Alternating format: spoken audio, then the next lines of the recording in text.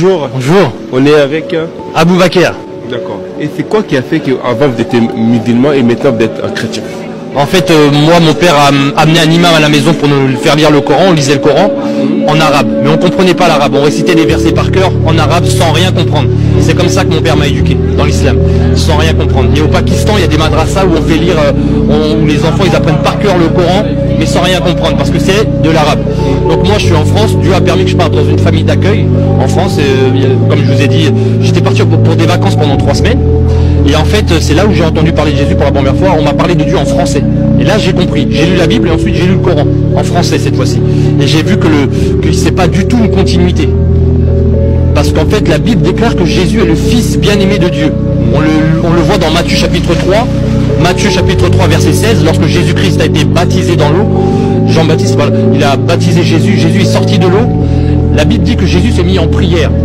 Et le ciel s'est ouvert. Le Saint-Esprit est descendu sur lui comme une colombe. Et la voix du Père s'est fait entendre, la Trinité. Le Fils qui est plongé dans l'eau qui ressort, le Saint-Esprit qui arrive et la voix du Père. Ils sont 3. La voix du Père qui dit, celui-ci c'est mon Fils bien-aimé, en qui j'ai mis toute mon affection, écoutez-le. Il le redit encore dans le moment de la transfiguration. Donc moi j'ai lu la Bible, je vois que Jésus est le Fils de Dieu. Et la Bible dit que celui qui ne croit pas que Jésus est le Fils de Dieu, la colère de Dieu demeure sur lui. Et que c'est un antéchrist. C'est écrit dans la Bible. Celui qui nie le Père et le Fils, voilà l'antéchrist. Celui qui nie le Fils n'a pas la vie. Il n'a pas le Père et il n'a pas Dieu. Et il n'a pas la vie. Donc le Coran dit le contraire. Comment Dieu peut-il avoir un enfant alors qu'il n'a pas de compagne? La Bible ne dit pas que Dieu a une femme. Et Dieu n'a pas besoin d'une femme pour avoir un enfant. Parce que même une bactérie peut se reproduire sans enfant, sans femme, sans qu'il y ait une compagne, sans qu'il y ait un binôme. Une bactérie peut se reproduire comme ça. À combien plus forte raison le grand Dieu peut avoir un enfant sans avoir de compagne? Donc Dieu est tellement grand qu'il peut avoir un enfant. Ensuite, la Bible déclare aussi une chose, c'est que Jésus-Christ est mort à la croix. C'était la volonté de Dieu. Ésaïe 53. Le Coran dit qu'il n'est pas mort. C'était un faux semblant. Ils ne l'ont ni tué ni crucifié. C'était un faux semblant. Mais Dieu n'est pas un menteur. Dieu n'est pas un menteur. Lorsque Dieu dit qu'il va envoyer son Fils mourir à la croix pour nos péchés, c'est écrit dans la Bible, il y a plein de passages dans la Bible. Dieu ne peut pas se contredire 500 ans plus tard en Arabie Saoudite pour dire complètement le contraire sur l'identité de Jésus et la mission de Jésus. Jean-Baptiste a bien dit, voici l'agneau de Dieu, celui qui ôte le péché du monde. L'agneau de Dieu, c'est son identité. Jésus-Christ est l'agneau de Dieu.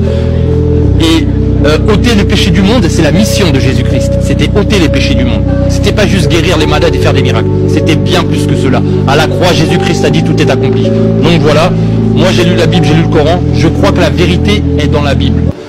Voilà, j'ai lu des choses dans le Coran, bon, dans les hadiths, par exemple dans la Sunna, où j'ai pu voir que le prophète de l'islam s'est marié. C'est écrit dans le Sahih Bukhari et dans le Sahih Muslim. Dans les textes de l'islam, il est écrit à plusieurs reprises que le prophète Mohammed, en fait, s'est marié.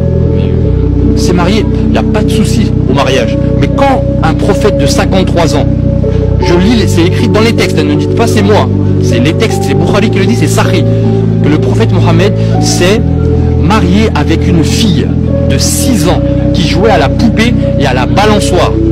C'est du Sahih. Et c'est pas écrit qu'une seule fois, c'est écrit plusieurs fois. Il y a un autre passage qui dit que quand le prophète Mohammed est mort, au moment de sa mort, Aïcha avait 18 ans.